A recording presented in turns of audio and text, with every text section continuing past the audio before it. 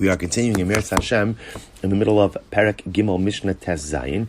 So the Mishnah says as follows: whoever wants to borrow could come and borrow.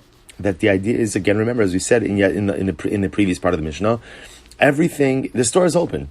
The store is open. So whoever wants to take from the store, you're more than welcome to take from the store. But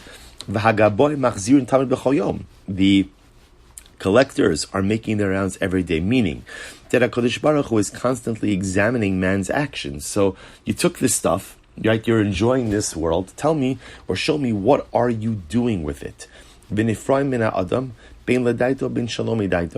ultimately, again, the collectors, so to speak, HaKadosh Baruch Hu collects from man, whether man is aware of it or not aware of it. So what he's discussing over here is something incredible. So what does this mean? So first of all, just on a basic level, what it means is there's an ongoing accounting. Lest you think that the accounting for what you take from the store of life is only after you die. It's not true.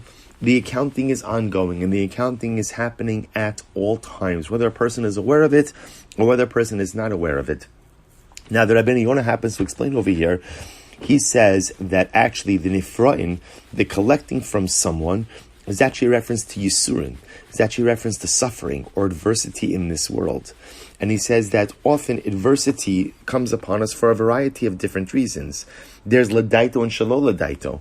Sometimes a person recognizes that his suffering, the adversity that he faces, maybe is in response for something he did in his life. Now, to be clear, we also have the concept of tzaddik garalo, that the righteous suffer, which means that sometimes in this world there is suffering that is not associated with sin.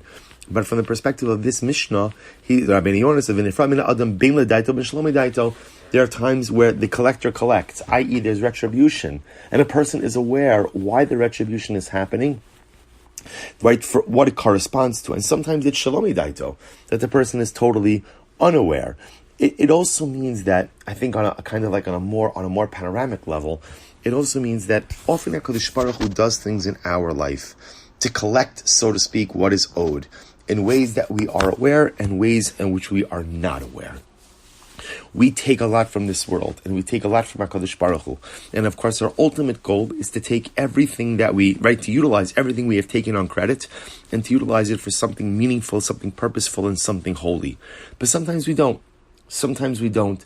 And so as a result, sometimes the shopkeeper comes back to collect that which he extended credit to us for. And sometimes we're aware of what the shopkeeper is doing, and we're not aware sometimes we're not aware of what the shopkeeper is doing.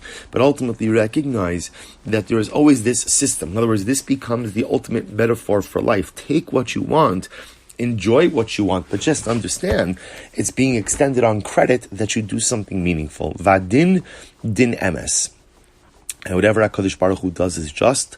V'hakol nitukan l'su'uda. And everything is prepared for the meal. The Rabbeinu Yonah explains, of course, that the meal itself is a reference, is a metaphor for the world to come, for Olam Haba. An incredibly profound and overwhelming Mishnah, really highlighting this yesod that, and one of the beautiful things in Yiddishkeit in general is that we're not an ascetic religion. So HaKadosh Baruch Hu says, enjoy the world a lot, but just enjoy it responsibly. And what does it mean for the Yid? What does it mean for the Jew to enjoy the world responsibly? It means enjoy it in a way that promotes a higher calling. Enjoy the gashmias, enjoy the physicality, but don't let the physicality be an ends. Somehow create a lifestyle where the physicality, the gashmias, that which you take from the store of Olam Hazeh, somehow serves as a catalyst and a springboard for the building of your spiritual persona as well. All right, we'll stop over here for today. Shkoyach.